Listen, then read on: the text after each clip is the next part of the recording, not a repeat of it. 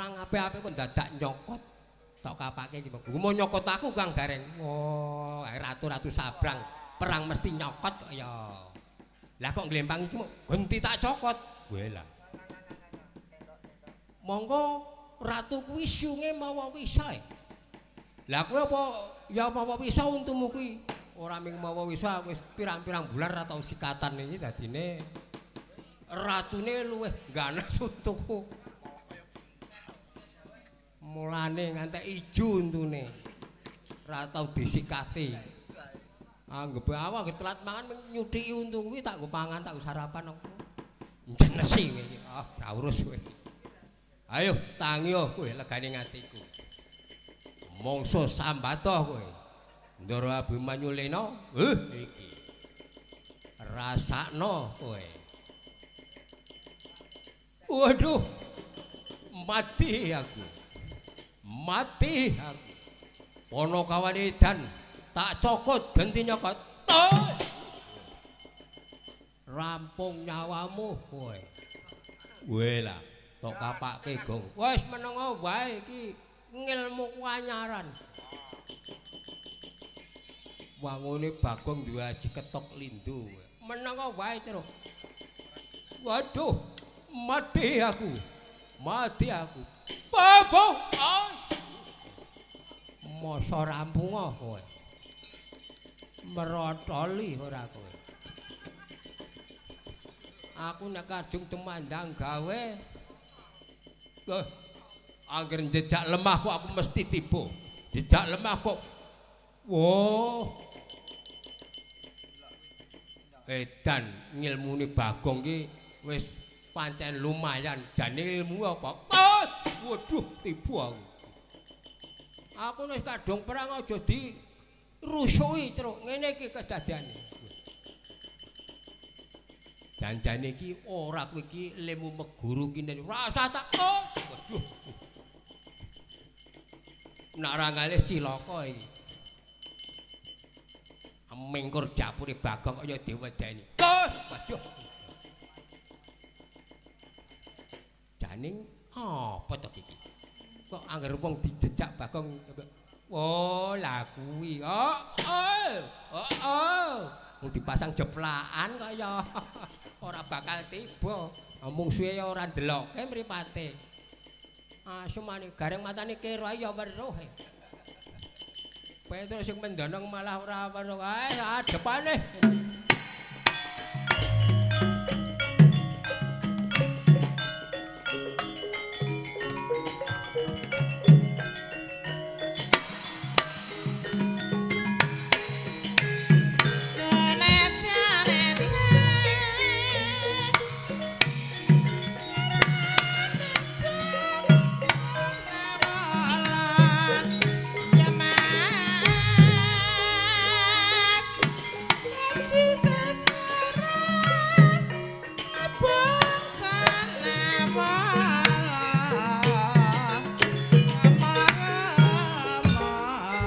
Pripun diwaji. Lah. Dedeg piadeke ora sepiro Abimanyu. Lah niku nek ajeng ngerti. Niku Abimanyu anak Janaka. Janaka niki kondang lananging jagat lancuring bawana. Iso ngalahke Janaka lananging jagat pindah ten sampean. Ning nyatane mungsuh kalih anak Janaka sampean boten saged nanding. Sing pokok aku ora tanding Angka Wijaya. Sing pokok aku kudu tekan Madukara arep nglamar Pregiwa. Tak tembung rono alus ora entuk bakal tak dustu Dewi Pregiwa. Nyimpang dalan gok monggo kula dereke.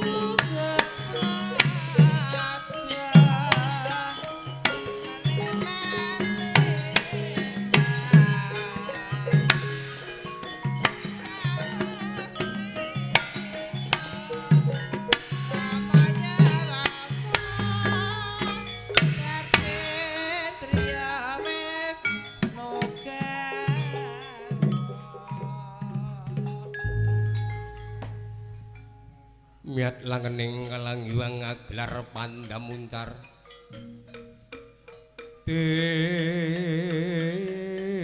non lera kekonang surem sorotetan padang kasoran pajaring purnameng gegono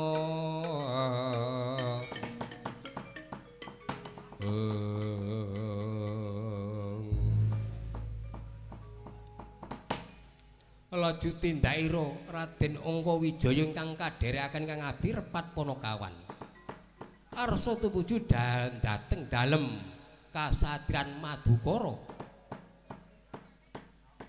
Kocapa ingkang lenggah wonten Taman Kaputren Madukara wonten ing Taman Maduganda kesumaning ayu Dewi Pergiwa kadhep para abdi para emban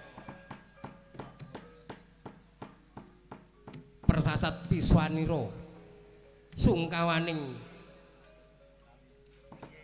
kesumaning ayu Dewi Arimbi bisa anggonjingake dalem kasatriyan Madukara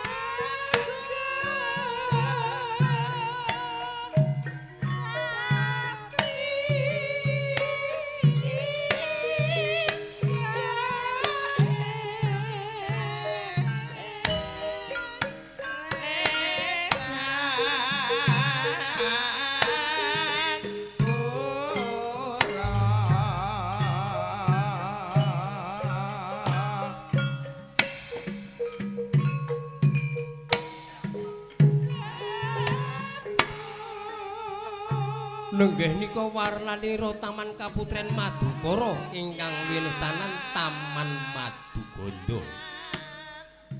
Ingkang lenggahi sekaring kedaton kesumaning ayu Dewi Pergiwa kadhep para abdi para mban kinasih. Nanging kepara nyata kesumaning ayu Dewi Pergiwa nandhang sungkawa mireng pawarta bilih dipun wurungaken anggipun badhe dhaup astrolmiat kaliyan Raden Gatotkaca. Mulat kanan tanah pikiring temeng arsa priksa Piswanira. Para abdi bedhaya arsa paring pangandika kepareng dados pangudas maring indriya.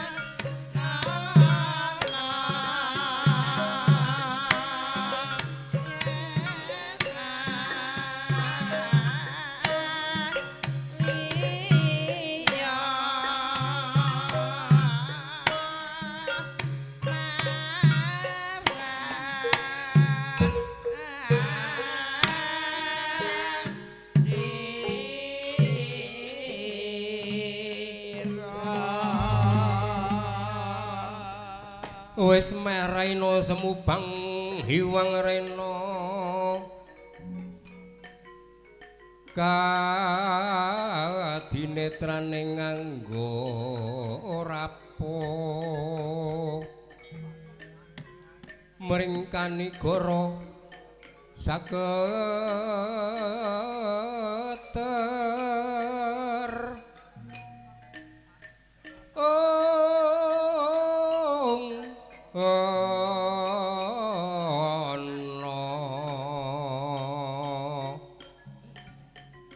kene dungane engkong lerawu sing ngetine panca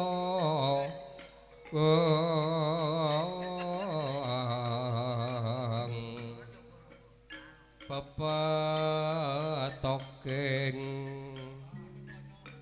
ayam wono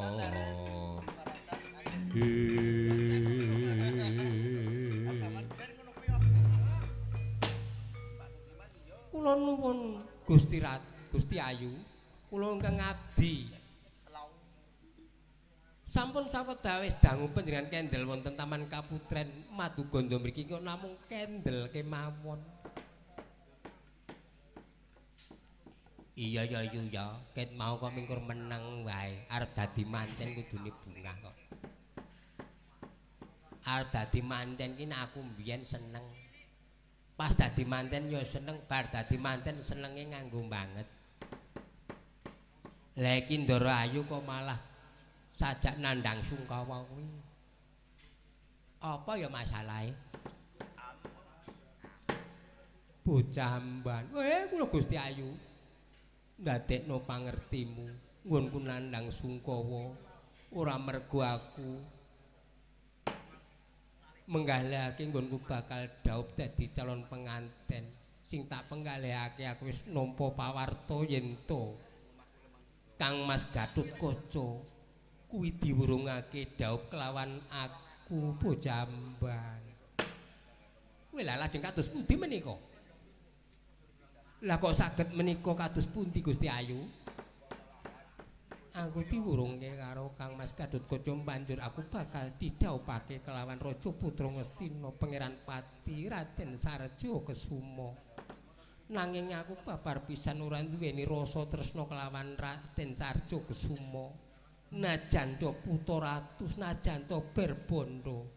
Aku sakuku ireng ora duweni rasa katresnan tresnaku ya mung Kang Mas Gatotkaca bocah amban. Oh, le sungkawa susahke merga diwurungke didhaupe karo Raden Sarja Kesuma ngono ya Yu.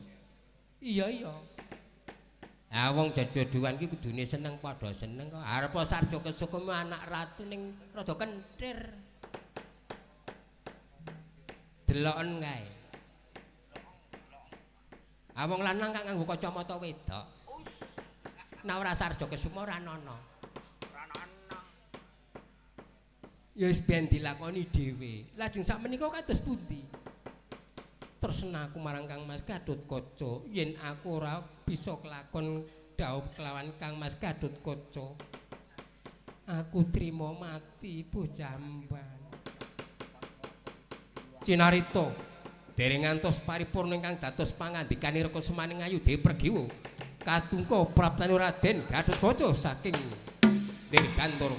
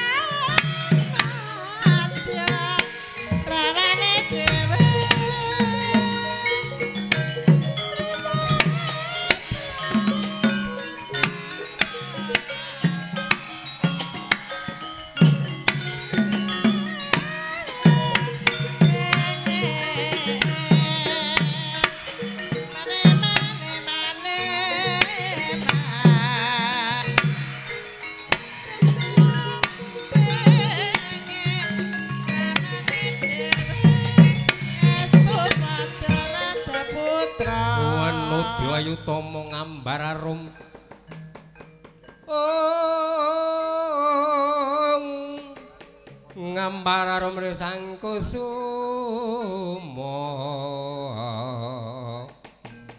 Solanyong gendring wanita kadya wanuhara singa mulat leng-leng abranta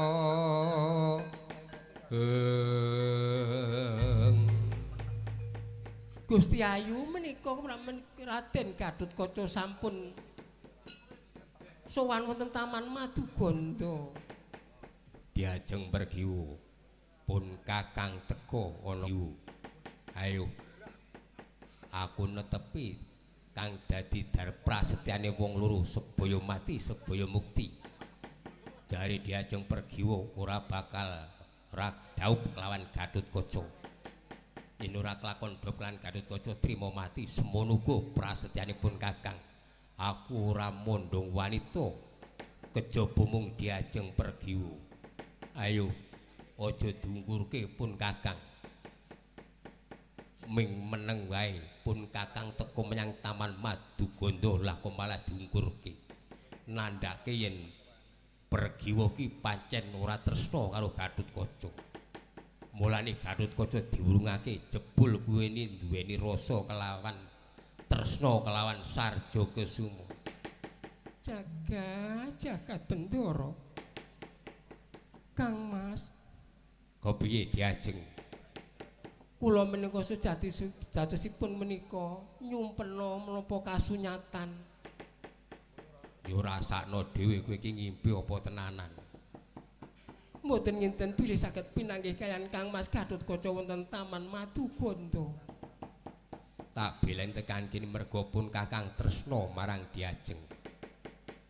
Kula gadah prasetya sebaya mati sebaya mukti. Kula mboten badhe dhawuh kaliyan satunggaling kakung yen sanes Kang Mas Gatotkaca yen kula kadhawuhaken kalih Sarjakasuma kula trimah pejah Kang Mas. Semono gedene prasetyamu marang pun Kakang. Welah dalah temenanan kok yo. Piye, Nduk? Wong sing jenenge tresna iki direwangi piye-piye ya kuwi ketemu temenanan. Pokoke ora karo Raden Gatotkaca ora. Padha karo aku karo kakangmu biyen. Tak rewangi rono-rono. Aku nek ora karo kakangmu ya ora ben kakangmu ki watuk wae. Angger tengah wengi watuk, isuk tang arep turu kae watuk nganti malinge wedi nganti. Yes, dingu sak matine wae yo. Gandeng pun Kakang wis tekan kene. Sopo sing bakal ngrebut Diajeng tandingi marang pun Kakang. Pun Kakang tak salin sandangan aja kawastara yen Gatotkaca iki dadi maling nang kabutren Madukura. Kula sumanggaken Kang Mas.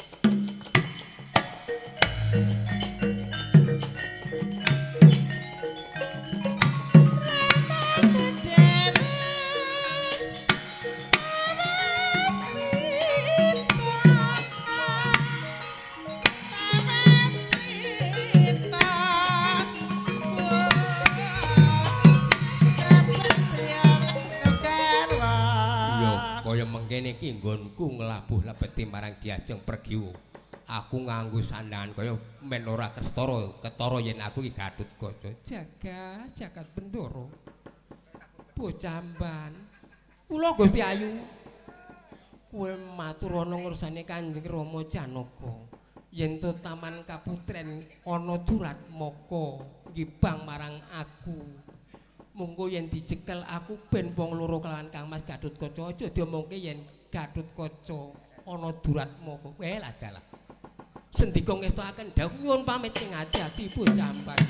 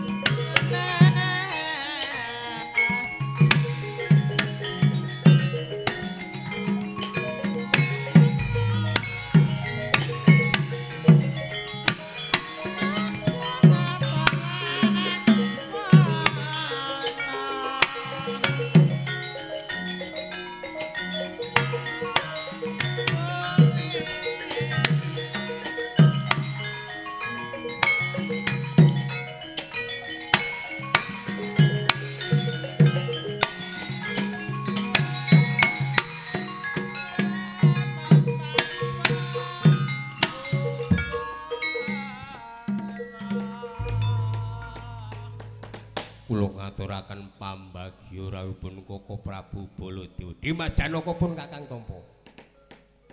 Ngaturaken sungkem kula kunjuk Koko Prabu. Yayi Kaipe Janaka pun Kakang Tampa. Sedaya para bini sepuh lan sedaya para pepundhen sampun kempal. Bilih wedal sakmenika Koko Prabu ingkang putra pun pregiwa badhe kula dhaupaken kaliyan Sarja Kesuma. Nalika semana pun Kakang nampa nawala undangan kang isine dhaupe pinanganten Gatotkaca kelawan Pregiwa. Nanging Paman Durna tanggung jawab murungake penganten saka Jodipati. Banjur Siadi kepiye? Sampun kula aturaken, kula sampun utusan Dimas Sadewa wonten Ngamarta. Waya syukur. Banjur Sarja Kesuma tok tampa. Inggih sampun kula tampa samangke badhe kula dhaup astra lumiyak. Ya syukur. Nanging pun Kakang yen ana apa-apa iki ming dadi pengombyong. Ora mbelani kono, ora mbelani kene, klebu pun Kakang ki ming tamu. Nampa undangan inggih mboten dados menapa. Pun tanggal jawab kula. Pun iki sampun kula hitung tirik-tirik kok. Kantun ngijabake dinten menika Sarja Kesuma teka, dhaup kalih Pregiwati, dhaup Aslemas pun sah aman. Pun dadah mikirke sing napa-napa. Wong tiyang jajodonan pun diijab kabulaken pun sah aman mboten napa-napa. Werkudara ajeng ngamuk wong nyatane wis dadi bojone Sarja Kesuma. Lah ngoten. Kados pundi Koko Prabu? Pun Kakang tekan kene ya padha karo ngendikane Koko Prabu Baladewa. Mung sadelma dadi pengombyong calon penganten. Nalika semono calon penganten saka Madugara ya entuk undangan, saka Jodipati semono uga. Dadi yen mantene kuwi diganti, aku ya ora ngerti, ya ora melu cawe-cawe. Cinarita dereng ngantos paripurna ingkang dados pangandikane Raden Janaka Katungka plajari emban saking Taman Kaputa.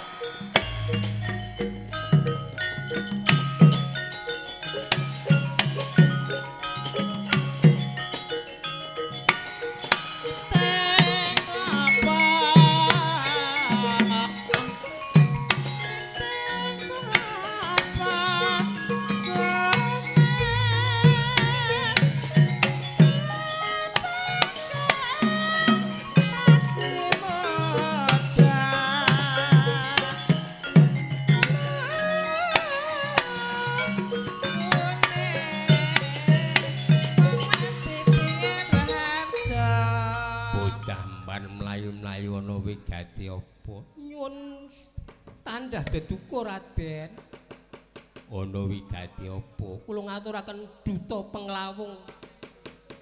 Duta kongkonan penglawung Rajapati. Samangke tentunipun badhe wonten kedadosan kirang prayogi. Matur nuwunipun Pangeran Janaka bilih Taman Kaputren Madukara, Taman Maduganda. Wonten Duratmaka ingkang nggibang kesemanganing ayu Dewi Pregiwa. Kula sumanggaken. Aduh, kados pundi Paman Begat. Oh, wis ora karo-karuan. Pancen Pregiwa ki wanita pancen slemeran kok. Arep didhawuhke karo Sarja Kesuma malah delikake lanangan. Jenengan niku le ngomong, sekarang yo bingung wisane.